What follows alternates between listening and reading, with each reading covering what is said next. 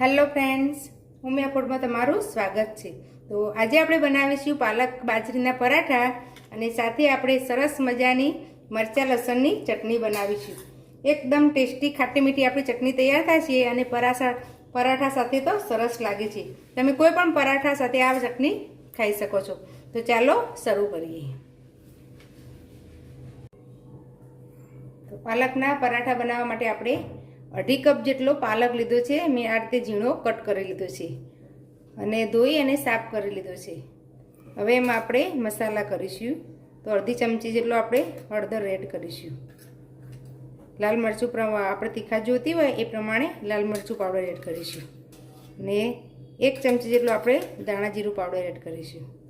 સાથે આપણે સ્વાદ પ્રમાણે મીઠું એડ કરીશું। આપણે લોટના ભાગનું પણ મીઠું એડ કરી દઈશું। અજમો લીધો છે 1 ચમચી જેટલો, આ રીતે મસળીને એડ કરી દઈશું। 1 ચમચી જેટલા તલ એડ કરીશું।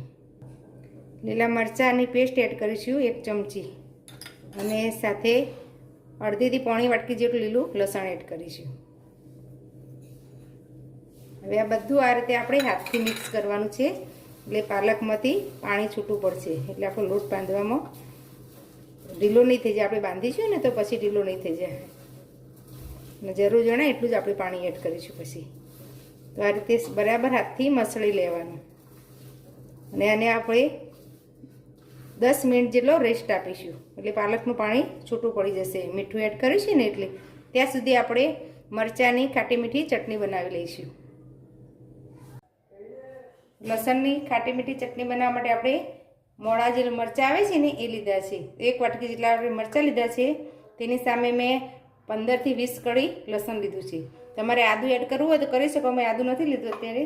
હવે એને આપણે મિક્સર જારમાં લઈ અચકચરા ક્રશ કરવાના છે।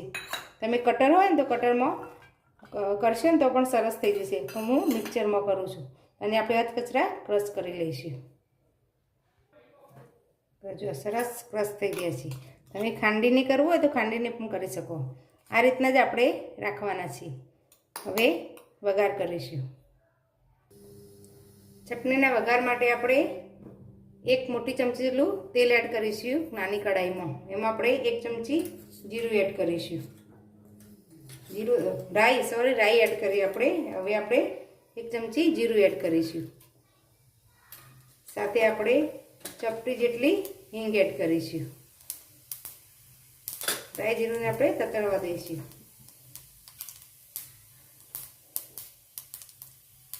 હવે એમાં 5 ચમચી જેટલી હળદર એડ કરીશું। આપણે જે મરચાં ક્રશ કરીને રાખેલા એ એડ કરી દઈશું અને આ રીતે થોડી વાર ચડવા દેવાના છે। સ્વાદ પ્રમાણે મીઠું એડ કરીશું। સાથે આપણે 2 મોટી ચમચી જેટલા લીલા ધાણા એડ કરીશું। આ રીતે મરચાંની કચાશ દૂર થાય ત્યાં સુધી આપણે ચડવા દેવાનું। મરચાં સંતળાઈ ગયા છે। હવે આપણે 2 ચમચી જેટલું દહીં એડ કરવાનું છે। મેં મોળું દહીં લીધું છે। આપણે ખાટા મીઠા બનાવીએ છીએ મરચાં, હવે સતત ચલાવતું રહેવાનું એટલે આપણું દહીં ફાટી ના જાય। હવે તે થોડી વાર ચલાવશું એટલે દહીં સરસ મિક્સ થઈ જશે। સાથે આપણે 1 મોટી ચમચી જેટલું ધાણા જીરું પાવડર એડ કરી દઈશું અને 1 ચમચી જેટલો ગોળ એડ કરીશું। ઓપ્શનલ છે, પણ આપણે ખાટા મીઠા મરચાં બનાવીએ છીએ એટલે મેં ગોળ એડ કર્યું છે। હવે તેલ છૂટું પડે ત્યાં સુધી આપણે ચડવા દેવાના છે। આ રીતે થોડું થોડું ચલાવીશું એટલે આપણું દહીં છે ને સરસ આ રીતે તેલ થોડું છોડી દેશે। તો સરસ તેલ બહાર આવી ગયું છે। આપણી આ મરચાં લસણની ચટણી તૈયાર છે। તો 10 મિનિટ થઈ ગઈ છે। હવે આને આ રીતે મસળીશું। તો જો સરસ પાણી બધું પાણી છોડી દીધું છે પાલકની। આ રીતે થોડી વાર આપણે મસળી લઈશું। હવે એમાં આપણે લોટ એડ કરીશું। તો મેં 2 કપ બાજરીનો લોટ લીધો છે, આપણે એડ કરી દઈશું। સાથે આપણે અડધો કપ જેટલો ઘઉંનો ઝીણો લોટ આવે છે રોટલીનો એ લીધો છે। એડ કરીશું. 2 ચમચી આપણે દહીં એડ કરીશું. હવે પહેલાં એકવાર આ બધું મિક્સ કરી લઈશું. આ રીતે હાથથી જ મસળવાનું છે. બધું સરસ મિક્સ કરી લઈશું. બધું સરસ મિક્સ થઈ ગઈ છે. હવે મેં અહીંયા 1 કપ પાલકની પ્યોરી બનાવી છે. 1 કપ જેટલા પાલક લીધેલો, એને થોડો બ્રાન્ચ કરી ગરમ પાણીમાં મીઠું અને ખાંડ નાખીને 1 મિનિટ જેવું ઉકાળી લીધેલું. પછી એને ઠંડા પાણીમાં એડ કરી પાનને, પછી એને ગ્રેવી કરી લીધેલી. તો હવે આપણે એડ કરી દઈશું. આ રીતે એનાથી આપણે લોટ બાંધવાનો છે. જરૂર જણાય તો જ આપણે પાણી એડ કરવાનું છે. તો આ રીતે લોટ તૈયાર કરી લઈશ. તો આ રીતનો લોટ તૈયાર થઈ ગયો છે. હવે આપણે થોડું તેલ એડ કરી દઈશું અને થોડું મસળી લઈશું. અને વધારે રેસ્ટ નથી આપવાનો, તરત જ આપણે પરાઠા બનાવવાના છે. આ રીતે થોડું તેલથી મસળીશું.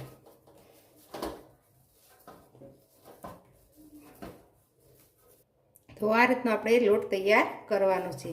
મેં અડધી વાટકી જેટલું પાણીનો ઉપયોગ કર્યો છે. હવે આપણે પરાઠા બનાવી લઈશું.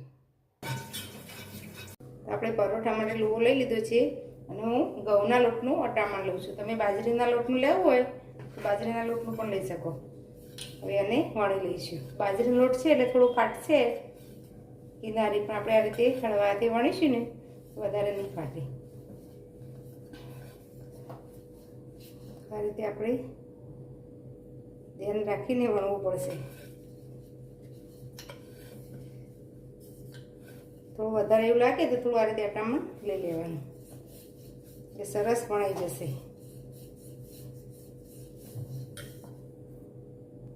પરોઠો વણાઈ ગયો છે તો આપણે એક સરખા કરવા છે ને, એટલે આ રીતે હું બાઉલથી થોડો કટ કરી લઉં.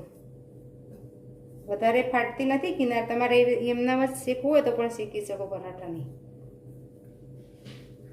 તો જો આપણે સરસ પરાઠો વણીને તૈયાર છે. અને આપણે આ રીતે પતલા પરાઠા વણ્યા છે. જો હવે પરાઠાને શેકી લઈશું. તો આપણે તવી ગરમ કરવા મૂકી દીધી છે. એમાં પરાઠાને એડ કરી દઈશું. થોડી વાર આપણે એક સાઈડ ચડવા દઈશું, નીચેની સાઈડ. હવે આ રીતે નીચે થોડું થાય એટલે આપણે પલટાવી લેવાનું. હવે ઉપરથી આપણે થોડું ઘી એડ કરીશું. તમારે તેલમાં બનાવવું હોય તો તેલ પણ એડ કરી શકાય, પણ આ બાજરીનો લોટ છે એટલે આપણે ઘીમાં બનાવીએ છીએ.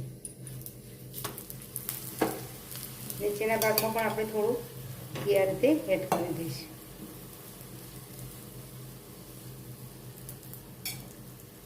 હવે સ્લો ગેસ પર તેલ હજુ આપણે સરસ ચડવા દઈશું. આ રીતે ગલ પડે એવા આપણે ચડવા દેવાનું.